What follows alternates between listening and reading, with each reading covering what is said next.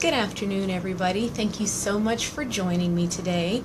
My name is Stewart. I am the lead financial coach and founder of Do Better Financial. Today's video in the 8 Ways to Improve Your Economy Facebook Live video series is Investing 101. So I just want to put a disclaimer out there. I am not an investing professional. I do not sell any investment products. I will not tell you whether or not you should buy Coke or McDonald's or anything else. My specialty is in helping you get to the point where you are prepared to invest and deciding when and how to invest in general. I would definitely suggest that you get in touch with an investment professional so that you can figure out exactly what that's going to look like for you. I will also like to remind you that all investments carry risks and there are no guarantees. So let's jump right into this. So why should you invest? Why should you fiddle with the stock market or any of that at all? Good question. So one of the reasons that people don't invest is because of fear. They're afraid of losing their money. They're afraid of the ups and downs of the market. That's fair.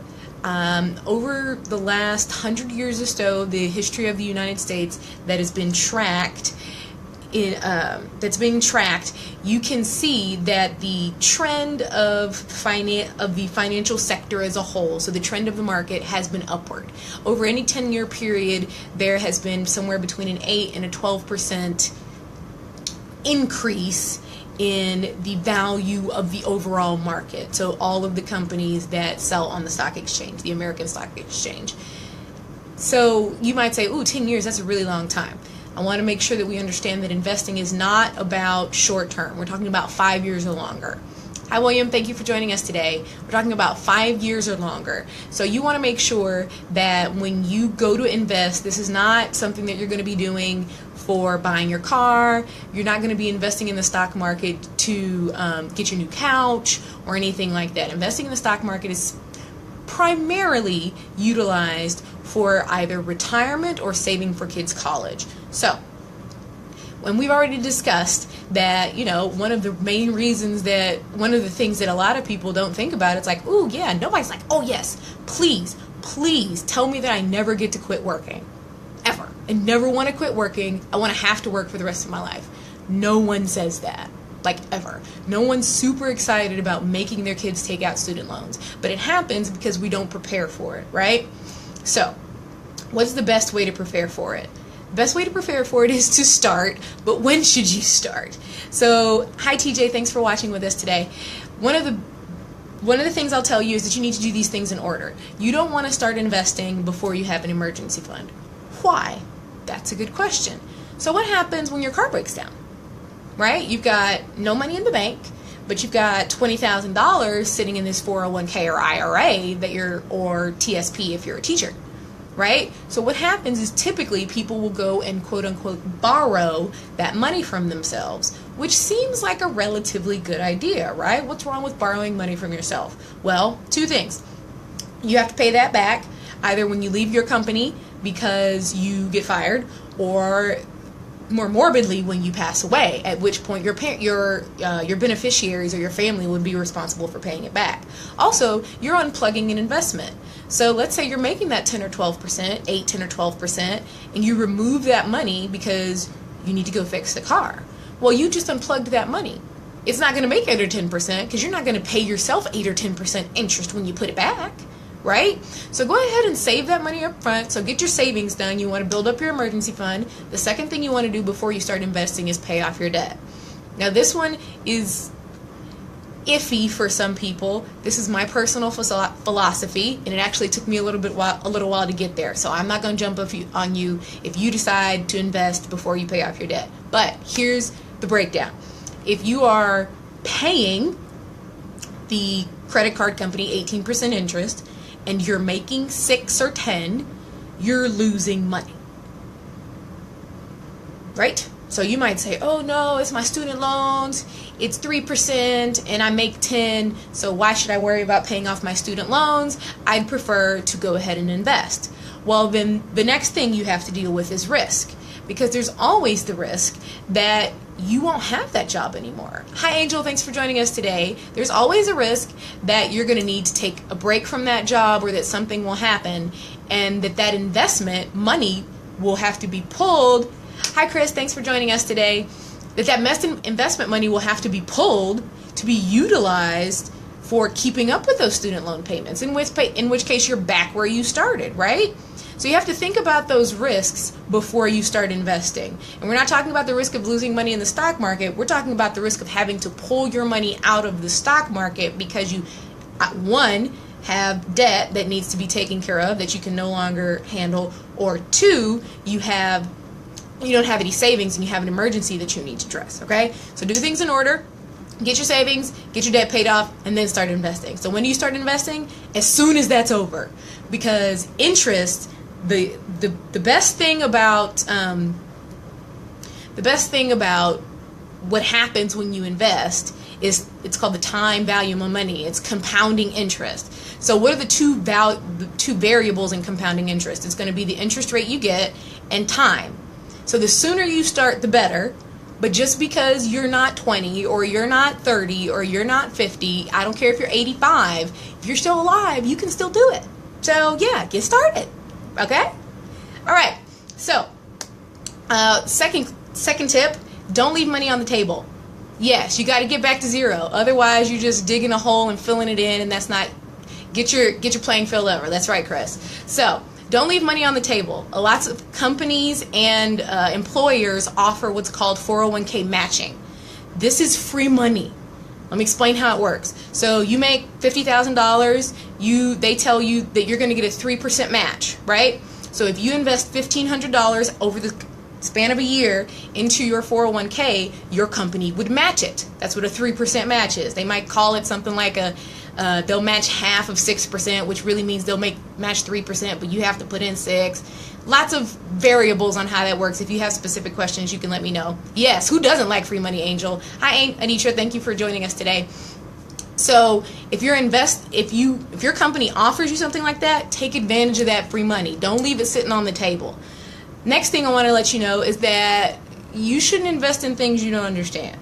So I know I'm sitting here telling you need to invest, don't be afraid of the stock market, but if it doesn't make any sense to you, don't do it. But this is not an excuse never to do it. You need to get educated about the process of investing. Now, one of those ways is watching a video like this. Obviously, you could read books, you could look it up on the internet, but next tip, get with a professional. There are people who dedicate their lives to understanding the stock market. Find you a professional who is willing to sit down with you and explain how they would help you in the process of investing. What kinds of things they would have you investing in. Ask them lots of questions, okay? Don't let them tell you, oh, it's too complicated, you wouldn't understand. It's not that complicated. Promise. The things that you need to know, you can understand. If they tell you, oh, well, I'm going to short this and I'm going to derivative that and I'm going to hedge this, and you don't know what any of those words mean, it's time to leave. They shouldn't be talking to you about things you don't understand unless they're going to explain them, right? Now, I personally don't invest in things like Bitcoin because I'm simple and I don't feel like doing the research. But that's just me personally. If you are really interested in something like Bitcoin, do the work, do the legwork, and learn about it, right? And then make an educated decision from that point.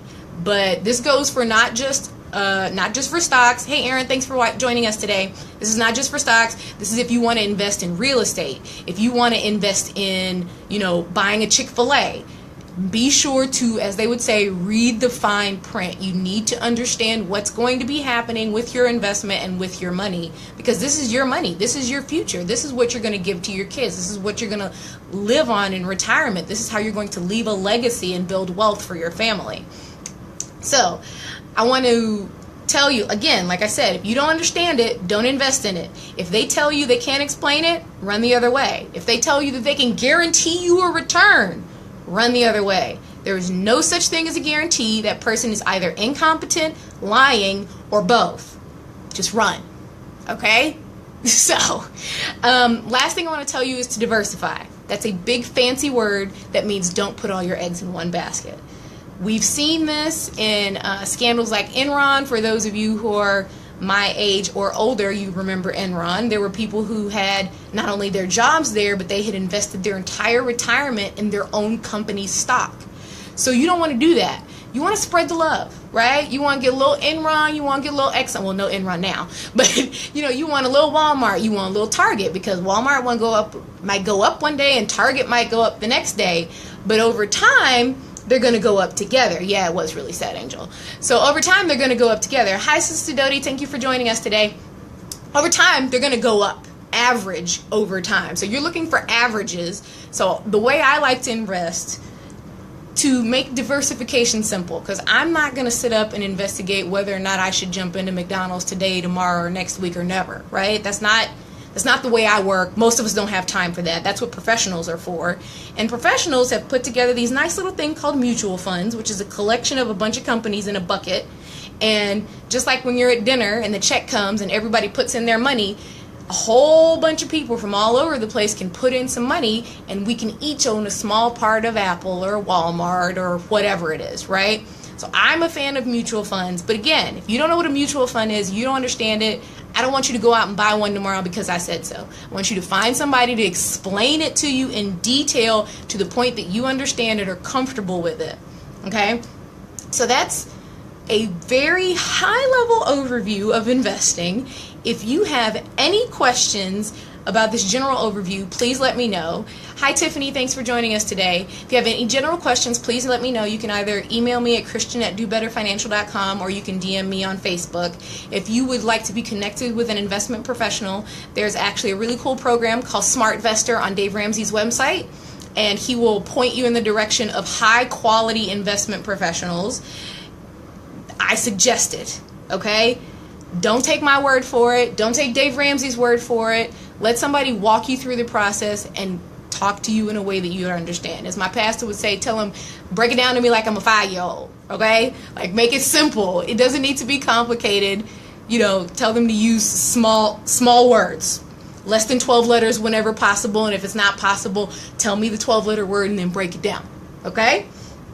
All right, so thank you so much for joining me today. Next week is actually my last video in this particular series. I am sad. I know you probably are too. It'll be video number 8, but I would like to do at least one video after that responding to any questions that I haven't answered thus far.